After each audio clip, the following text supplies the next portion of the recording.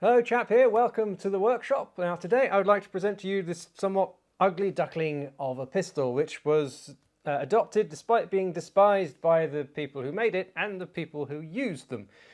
Well, actually this is a cheap Army San Marco version, but it's actually a very respectable copy and it'll do for the purposes of this vid. Despite being a French service pistol, the historically minded portion of our US viewers may find it familiar since Lafayette brought about 500 of these over as part of the Abe's package to support the revolution, and a version of this pistol with a slightly longer barrel was in fact the first US government approved Marshall pistol, known as the 1799 pattern.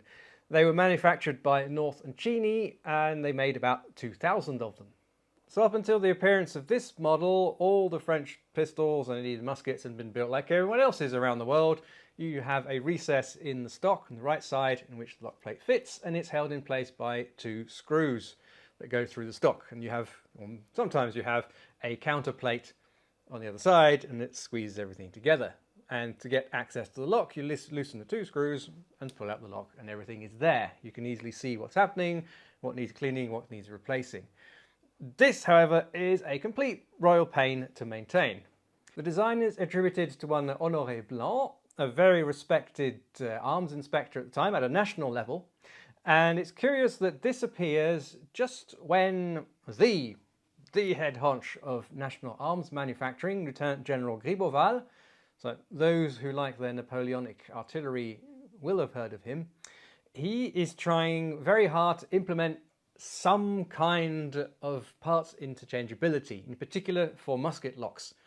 If you're interested in that aspect, by the way, Cap and Ball has recently done a nice vid in part of his 1877 Hussar carbine series about the trials and tribulations of Gribeauval's attempts at interchangeability.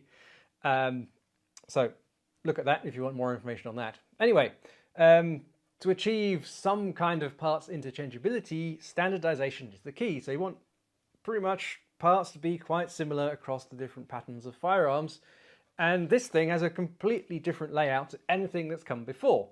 And only that, the muskets, the 1877 muskets, have a conventional layout.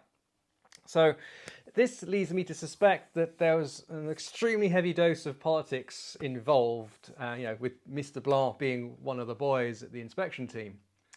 So the design itself is nothing new as such, sometimes called box lock pistol, but the general design was actually popular in civilian circles about 70, even 100 years prior to this. And it's known nowadays as a Queen Anne pistol, since the height of the popularity appeared around her reign. But as I said, they appeared much earlier than that. Also quite popular with pirates, allegedly. Arr! The idea of the original design was to combine all the metal parts of the pistol into one unit, or even a kind of receiver, if you like. So that would include all the lockwork and the barrel breech, because most of these pistols had what we would call the turn-off barrel, which means you can unscrew a section of the barrel just a short distance away from the breech. This means you can load powder directly into the chamber, seat a slightly oversized ball on top of the chamber, screw the barrel back on, and you're ready to go. That's fine and dandy for civilian circles, but try and do that on a galloping horse. To gain access to the lockwork, you just take off the grip, and then you have access to everything. Grip's usually just held on with a screw on the lower tang of the receiver and somewhere level with the barrel breech. And inside, all the major component parts are aligned with the bore axis. So you've got the trigger, its return spring, you have the tumbler and the mainspring. The tumbler shaft extends through the side wall and is fixed to the cock, and the other end is supported in a bridle, so you avoid any yaw of the tumbler when it's rotating. Now, due to this arrangement, it also means you don't need a sear, because the trigger directly engages with the notch on the tumbler. The layout actually makes good sense from a manufacturing point of view. There's less lock parts involved, there's less wood needed and less inletting of the wood. There are fewer machining steps needed for fitting the lock components, but you also need to change the design so that it is suitable for military use, especially cavalry use, which is even harder. Obviously, the first thing to go was the turn-off barrel. It's a great idea in civilian use, totally impractical for service use, and as is the idea of having an integral breech or integral barrel, since if the barrel is somehow irreparably damaged, you're going to have to scrap the entire pistol. So this has a standard removable barrel. Also, on a conventional pistol, the barrel itself is secured by a long screw that goes all the way down and screws into either a trigger plate or into a trigger guard. But you can't do this because all the lock parts are in the way in this thing. So instead, the barrel has to be secured by two screws, one on the top here and one which is underneath. And to stop that riding out, I suppose, it is also covered by a portion of the trigger guard. The trigger guard is also held on by two big screws. There's lots of screws in this thing. So also the whole grip needs to be reinforced, because just being held on by a screw here and a screw here is not good enough, because of course pistols at this time made very efficient clubs, and this one really is good. What they've done is they have a bridle here, a back strap that links the very heavy butt cap to the barrel, and also you've got the barrel tang here. So in fact the wooden grip is pretty much encircled by metal, and yeah, so now you've got an extremely efficient club, and you've got this lovely long tapered barrel which you can grip quite nicely. Now it's precisely these great features that made it extremely unpopular both to make and to use. The new design was difficult to implement for the workforce who'd been making the conventional side lock firearms for literally decades, you know, family dynasties making these things. And if you need to remove the barrel completely, you're going to need to remove the trigger guard, remove the screw here, remove that. If you want access to the lockwork, you have to remove everything, literally all the back strap, the barrel as well. So yeah, this is extremely annoying to service. Because of this sort of very narrow tapered profile, they also bounced around inside the standard bucket holsters. And this excellent tapered barrel, which is an excellent grip, also gets exceedingly hot after 4 or 5 shots. And guess what you have to hold to reload? There's no nice wood to conduct heat away or insulate from the heat of the barrel. So hot fingers. But despite all these perhaps obvious inconveniences, I guess the arsenals, the workforce, the regimental armourers and the troopers were just told to suck it up, because between 1779 and 1792, 80,000 of these, more or less, were produced, making them actually relatively common today at reasonable prices, depending where you are in the world. There are 2 patterns of these. The first one, made until 1782, is this one, which features a belt hook. There's even a little recess in the casting of the receiver. And then there's a second pattern, which is actually slightly rarer, which has some barrel flats, 5 barrel flats at the breech area. It has an enlarged trigger guard, easier to put your gloved finger through, and there is no more belt hook. Both of these models were also available in a more refined version for officers who had to private purchase, of course.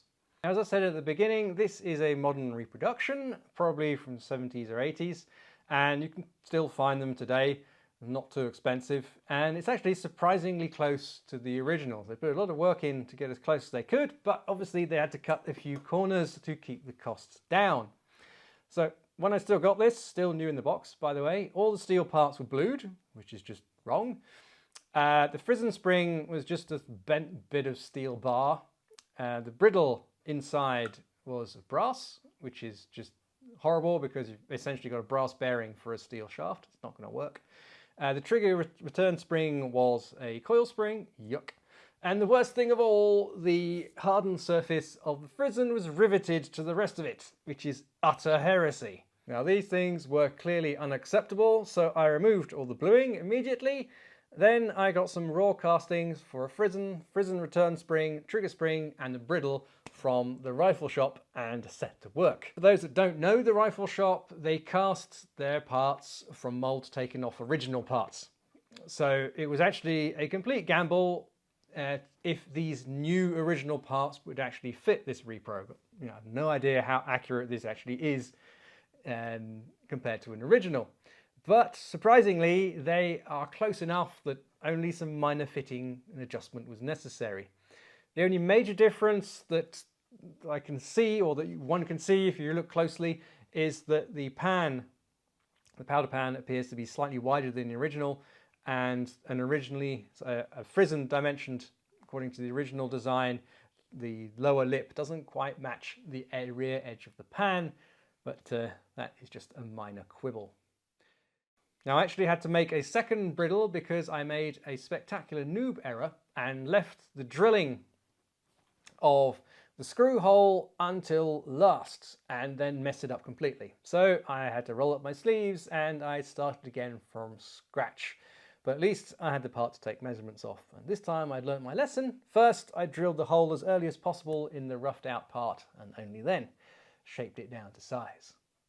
This little steel insert had me puzzled until I got the pistol in hand. I'd seen it in pictures, so I didn't know what it was for. But it's actually to block the cock so it doesn't over travel and smash into the frizzen or the pan. So yes, this is a true cock block. Now it connects with a lip on the inside surface of the cock. Now on a steel or iron lock plate, this isn't a problem. But because here we've got a relatively or comparatively soft brass receiver, it would be dented quite quickly after a few shots. Hence we've got this little steel insert. So here ends my presentation of this unusual yet interesting pistol. I quite like it, even if it can only definitely maybe hit a horse-sized target at sort of saber tip distance. But it looks good. It's got heaps of flashy brass, and it also makes it appealing on screen. So you can often see these in the Napoleonic films and series like Sharp's Rifles, for example. So here we are at the end of this presentation. Hopefully you learned something and saw what I get up to here in this workshop with my tinkering. And thank you for all your support, whatever platform you're following us on. And I shall hopefully see you next time, either here or out on the range. Bye.